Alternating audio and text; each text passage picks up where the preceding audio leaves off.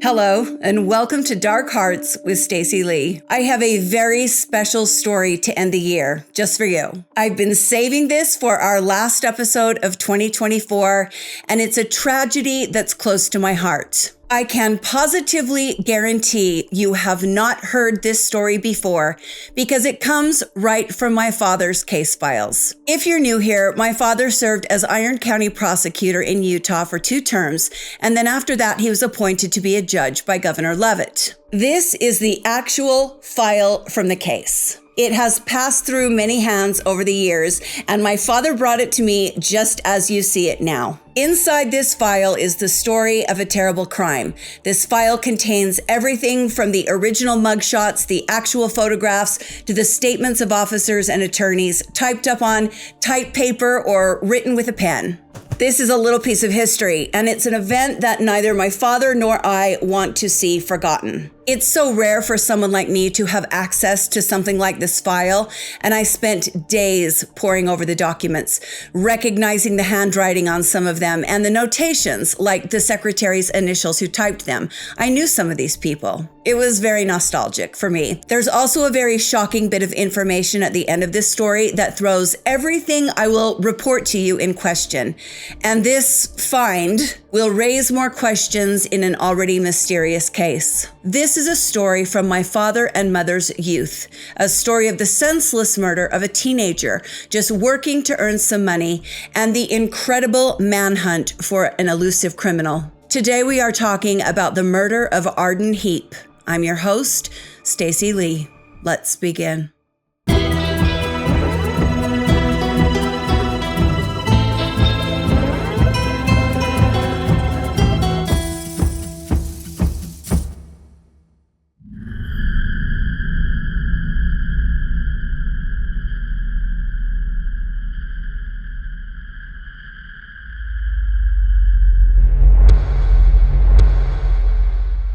It's a bitterly cold day in my hometown of Cedar City, Utah.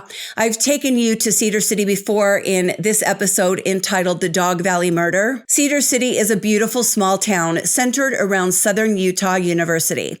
It's a college town at heart, but it's populated by farmers and ranchers, sheep herders, and salt of the earth people. When you see a Chevrolet truck commercial or a movie about small town America, this is Cedar City, Utah. There's another small town involved in today's story, and that is the town of Beaver, Utah. Beaver sits in the high desert and has always been sparsely populated. The land was inhabited by indigenous peoples for thousands of years, and you can still find pieces of pottery and arrowheads all throughout the area. The Southern Paiute tribe was there long before the first European explorers arrived in 1776. The Mormons came about 75 years later, arriving in 1847, and Beaver was established as a trade stop between Salt Lake and Los Angeles. Beaver was settled in 1856 by the Mormon pioneers.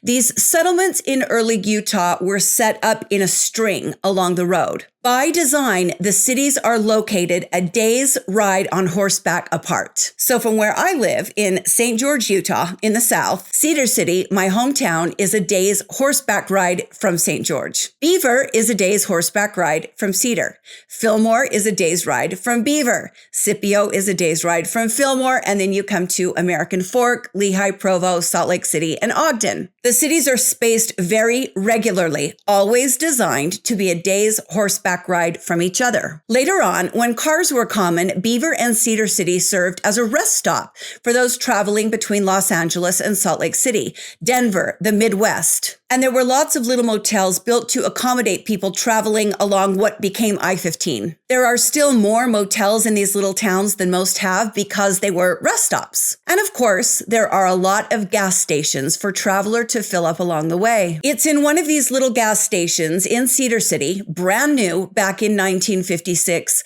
where tragedy struck as the prairie winds blew the dead grass and 2 feet of snow lay on the ground. This is Arden Heap. He was 6 years older than my father, who was only 11 years old in 1956. Arden was 17. I couldn't find a photo of the gas station, which was called Hunt Signal Oil, but it would have looked something like this. Signal was an oil and gas brand back in that era. Arden Heap was a hardworking boy who was very popular in school. He had lots of friends and was known to be reliable and honest. The owner of the gas station later told a newspaper reporter that Arden was the most responsible teenager he'd ever employed. Arden was working on this cold January day when someone with very bad intentions entered the gas station. No one but the robber and Arden knows what happened next. All we know is that someone alerted the gas station owner, Clinton Hunt, that the station was unattended and the money in the register was gone. This boy had been taken from the gas station. Immediately, volunteers, along with local police, began to search for the boy, but they could not find him.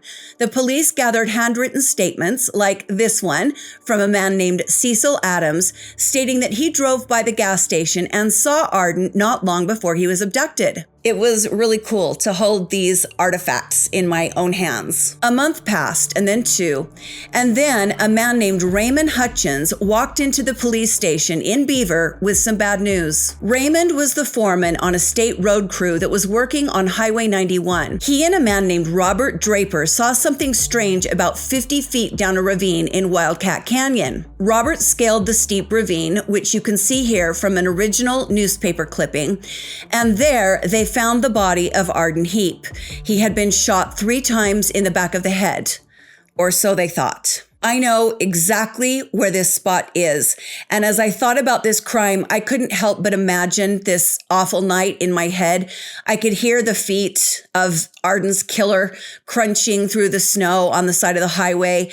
I imagine Arden shivering in the cold and trembling from fear as he stood there, knowing his fate, and I feel so sorry if that's what he went through. His killer had driven him north from Cedar City, through Beaver, just far enough away from town so that no one would hear the gunshots that rang out.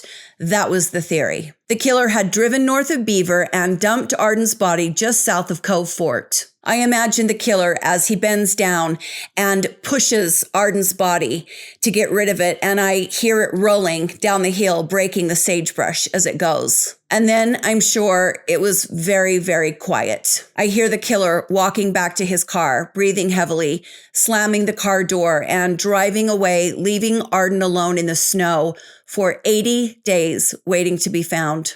Investigators arrived at the site where the body was found. The body was not in good condition. It's still chilly in April in this part of the country, but you can see that the snow has melted, and so the body was in an advanced state of decomposition. Cops knew this had to be Arden. They searched the body and they found Arden's wallet. He had his social security card in it. He also had a hunting license clipped to a cap that he'd been wearing, so they were sure it was him. The body was removed and taken to Dr. E.S. Macquarie in Beaver for identification.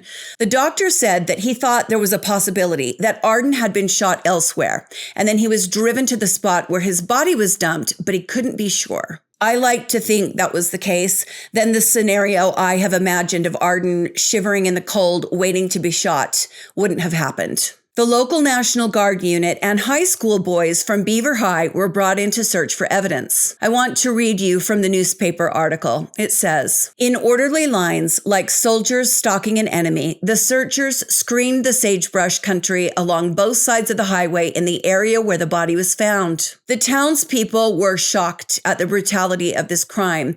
One woman told the reporter from the local newspaper, 'That's it. My son is quitting his job on the highway.' My father told me that people were scared. They were upset by this. It was not something that happened in this area, and it made a big impact. People in these parts are generous and welcoming, almost to the point of being a little naive. A lot of people in these areas have lived in the small towns their entire lives, and they're perhaps a bit unaware of how the world works in other places and of how dangerous people can be." A man who owned a different gas station in town told the Spectrum newspaper, "I've done my last favor for a stranger. It makes us wonder what's coming every time someone we don't know walks in the door." Murders like this change people in these towns. But as we all know, sometimes the killer lives right next door to us. But with this being on the highway, people felt it was someone passing through the area. We tend to want to look outside. The Salt Lake Tribune published a story with a very sad paragraph that I want to share with you. This article was written by Frank Jensen, and he said, "A young girl sat in a car crying quietly Thursday. Shirley Heap, 13, had just been told her brother, Arden Heap, missing for 2.5 months, was dead. Arden's body had been found, and the anxiety of not knowing was over for family and friends, but the grieving and the investigation was just beginning." The first suspect was a man named Melvin A. Klein, who was from Cleveland, Ohio. Iron County Sheriff Arthur Nilsson said he would demand extradition for Melvin, who was back in Cleveland. Melvin was a known offender, and area cops knew that he had been in Milford, Utah at the same time Arden disappeared. Milford is not far from Cedar City. Melvin Klein spoke with officers on the phone, and he denied he had anything to do with the murder. Melvin was wanted in Utah for carrying a concealed gun without a permit, and the sheriff said he wouldn't be charged with anything until he was back in Utah. Well, unfortunately, this suspect turned out to be a dead end, and as the police continued to search for a suspect, a forensics examination and a little experiment were undertaken. The sheriff took a gun to the site where Arden's body was found. He fired the gun into the soil to check for penetration levels. Cops found the slugs that the sheriff fired buried into the soil about 9 inches. So they dug an area of more than a yard square and about a foot deep from below where Arden's head had been laying. The dirt was then taken and screened and sifted. They were hoping to find additional slugs. You can see them going through the dirt here in this old photo. The police continued to investigate and contact police departments around the country, departments in areas suspects who had traveled through Utah were from, but all of their leads dried up. Arden Heap was buried and his family was left to grieve. Arden's father, Max Heap, told the Salt Lake Tribune, "We are glad we finally know what happened to Arden. It has been a long, suspense-filled 13 weeks. Max said that he and Arden's mother were somewhat resigned to the fact that their son was dead, but they held out hope until he was found. Max expressed his gratitude to everybody who helped look for his boy. I feel so sorry for this family. I have always said that as horrific as it is, personally, I would rather know what happened to a loved one than to have them missing and not know. I think it would be so much worse. I think you'd constantly be wondering if they were being held somewhere, having terrible things done to them. You know, you'd lay awake at night imagining horrible things and feeling awful that there wasn't anything you could do. So yes, death is awful, but I think for me personally, it would be better to know. Weeks turned into months and months turned into years, and the police could not find a viable suspect. Slowly, this small town murder went cold, and it was classified as unsolved. The file then jumps forward to January 16th, 1964. The Iron County attorney is now a man named Robert L. Gardner. I knew him as RL. RL was not only my neighbor, he lived right across the street from my childhood home, and he later became my bishop in the Mormon Church. He was my bishop when I was 17 or 18. RL was a great person. He was a bear of a man with big features and thick arms. He'd been in the military, and when he'd gotten a tattoo on his forearm. Now, I don't know if you know anything about Mormonism, but tattoos are not even approved of now. And this was back in the late 1980s. I don't think I'd ever actually seen a tattoo in person before I saw RL's tattoo. It was some kind of an anchor or a shield, as I recall it, and he kept his suit jacket on at church to cover it. But if you had a bishop's interview, he would take his jacket off and you could see the tattoo, as he usually wore like a short-sleeved dress shirt. He was a quiet, soft-spoken man with a really deep voice. He wore glasses and he was kind. RL was older than my parents, and I know there were times when he was really annoyed with all the kids in the neighborhood, but he was nice about it. In fact, one of my friends, who is also now an attorney in Las Vegas, posted to Facebook the other day, sharing this photo of him skateboarding on a ramp they had built by my house. You can see my childhood home in the background of the photo. And I commented on the photo, and Steve, my friend, said, RL came out one day and dismantled the skateboard ramp because he wasn't happy about it. That kind of surprised me because RL was such a nice guy, but you know how people are about noise around their property. Well, in 1964, RL was in charge of all the cold cases in Iron County, and he really wanted to solve the murder of Arden Heap. On January 16, 1964, R.L. Gardner files a report stating that Sheriff Otto Fife has received a phone call from Lieutenant Pete Hayward of the Salt Lake County Sheriff's Office. Pete told Sheriff Fife that he'd picked up a boy from Mexico on a burglary charge, and this boy stated that he didn't want to be returned to Utah because he had robbed a service station and hit the attendant on the head, then hauled the boy out of town and dumped him on the ground. The Mexican boy said he did not know if the boy was dead or alive. Now, at this point, you're saying to yourself, wait, Arden Heap was shot in the head. In fact, the newspaper article says, the doctor told us his head was ripped apart by 3 bullet wounds. Well, here's the problem. Remember just a second ago, I said the cops took a .38, shot it into the ground, and then took all of the dirt back from the area around Arden's head. They never found a bullet. There were no bullets in the dirt. Why? Because Arden Heap had not been shot. Some of these details are lost to time, but Arden Heap had been hit over the head. And according to my father, he believes the killer did not mean to kill Arden and that it was probably an accident. Not the hitting, but the killing. My father believes that the killer went in to rob the gas station and hit Arden over the head, but he hit him harder than he thought, and Arden died. So the killer loaded the body into his car and drove him north where he dumped the body. So when the sheriff in Salt Lake hears this story and relays it to R.L. Gardner in Cedar City, the chief of police in Cedar City, Kent Hoyt, Sheriff Fife, and R.L. Gardner drive to Salt Lake to interview this boy. What is his name? Antonio Arce Hernandez. This is a photo of Antonio when he was younger. Antonio had been arrested in Phoenix for burglary, and some of these mugshots were taken at that time. The actual photographs, not copies, the actual mugshots are in the file. This is the back of the photo. This was the procedure at the time. No computers. So they would stamp the back of the photo and fill in the information like height, weight, race, things like that. RL finds out that Antonio's brother-in-law was the one to turn Antonio in. He was the informant. When the trio from southern Utah arrive in Salt Lake City, which is a 4.5-hour drive, they met with their suspect. Antonio Hernandez first tells them that he was willing to take a polygraph test, but later changes his mind after speaking with his attorney. Antonio does admit to knowing where Cedar City is, and he claims that he passed through there in 1960, but not in 1956 when Arden was killed. Antonio was only a teenager himself when Arden was killed, and he claims that he wasn't in Utah in 1956, but that he was living in Phoenix at the time. Now, I'm going to address the elephant in the room. This is 1960s small town Utah.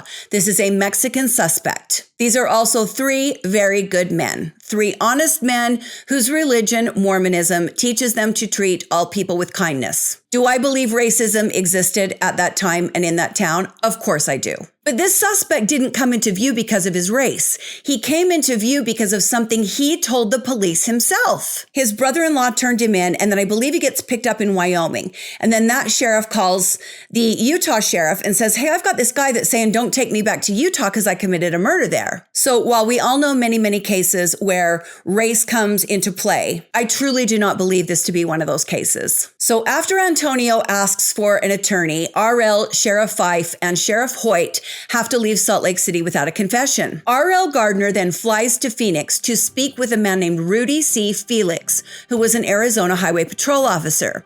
Rudy was the one who had arrested Antonio's brother-in-law, who then turned Antonio in. Officer Felix told R.L. Gardner that when he picked up the informant, he told Officer Felix that Antonio and his wife had a baby that had died, and then they moved from Phoenix to northern Utah, and that he thought that they had been living in Cedar City for a while somewhere in between. So RL makes a second trip to Salt Lake City to speak with Antonio Hernandez's cellmate, a man named Don Madison. Don tells the attorney that Antonio had admitted to him that he and a friend known only as Jesse were traveling through Cedar City in 1956. They were broke and they decided to rob a gas station. The 2 men faked a problem with their transmission, and when Arden Heap bent over to help them, they hit him on the back of the head with a baseball bat. He was hit 3 times. This was the story. The cellmate tells the police that when the 2 realized the boy was dead, they took him outside of town and dumped his body. So it seems pretty cut and dried, right? It's not. RL takes this information and begins to research the name Jesse as it could be tied to Antonio. He finds a man named Jesus Longoria who is interviewed and admits that he knows Antonio. This is Jesus Navarro Longoria's photo. The police bring him in for questioning. The actual photographs taken of Jesse are in the file, and someone has handwritten Jesse's description, his car make and model, license plate, and occupation on the back of the photo. There's even a voided photograph of Jesus' driver's license. And I have to tell you, again, handling these old documents that have literally not seen the light of day in almost 50 years, maybe I'm a history nerd, but there's something kind of almost reverent about it. You're holding something that was once a really important document to someone, and now it's just a scrap of paper in an old file. So RL has this new information, and it's up to him to try and prove that Antonio and Jesus were in Cedar City at the time of Arden's murder.